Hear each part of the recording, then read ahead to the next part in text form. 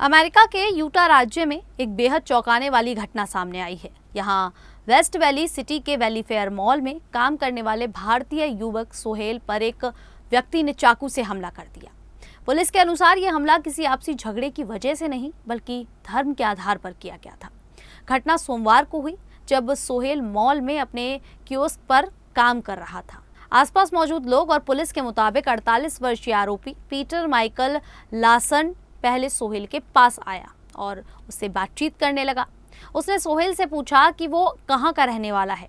इस पर सोहेल ने बताया कि वो भारत से है। इसके बाद आरोपी ने सोहेल का नाम पूछा और फिर उससे पूछा कि क्या वो मुस्लिम है।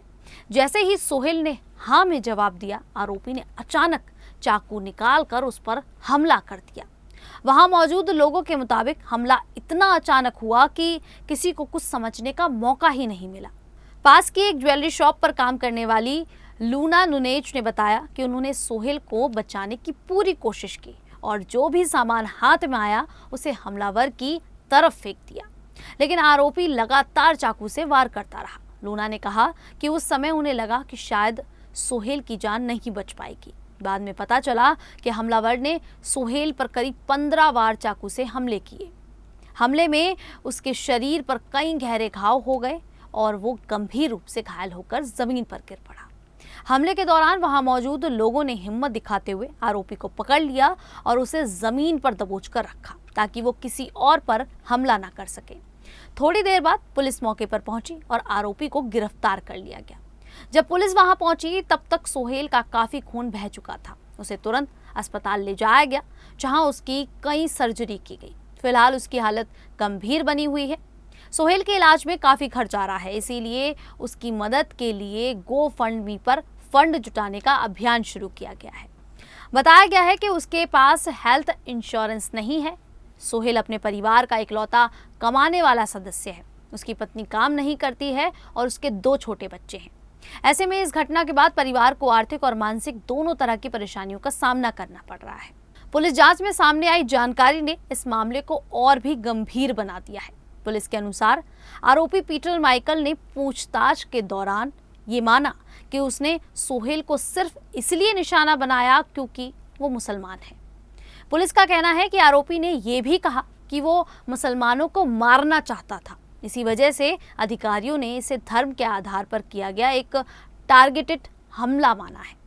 यूटा इस्लामिक सेंटर के इमाम शुआइब दीन ने बताया कि आरोपी पहले भी सोहेल के कियोस्क पर आया था।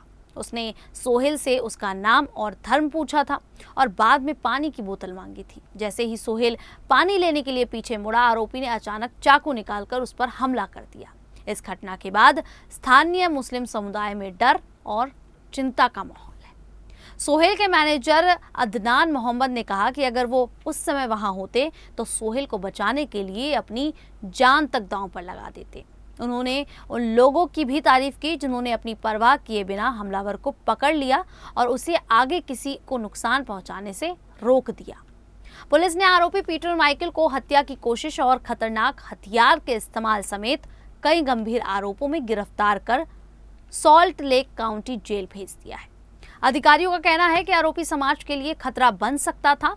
जांच में यह भी पता चला कि उसका पहले भी आपराधिक रिकॉर्ड रहा है।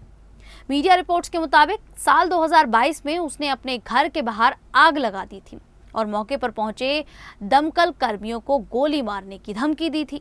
उस समय उसके पास एक शॉटगन भी मिली थी, जिसके बाद उसे जेल की सजा हुई थी।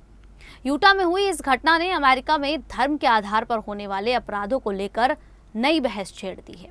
कई लोग इसे सिर्फ एक व्यक्ति पर हमला नहीं बल्कि उसकी धार्मिक पहचान को निशाना बनाकर की गई हिंसा मान रहे हैं। इस घटना के बाद स्थानीय लोग, सामाजिक संगठन और धार्मिक नेता सोहेल और उसके परिवार के समर्थन में सामने आए हैं।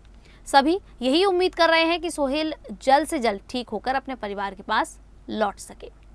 वहीं पुलिस और अदालत इस मामले में कार्रवाई कर रही है ताकि आरोपी को उसके किए की सख्त सजा मिल सके। खैर, अमेरिका में हुई इस घटना को लेकर आप लोगों की क्या राय है, आप हमें कमेंट करके जरूर बताइएगा। अभी के लिए इतना ही, फिर हाजिर होंगे ऐसे ही देश और दुनिया से जुड़ी बड़ी खबरों के साथ। तब तक के लिए देखते रहिए द न्यूज़ 15।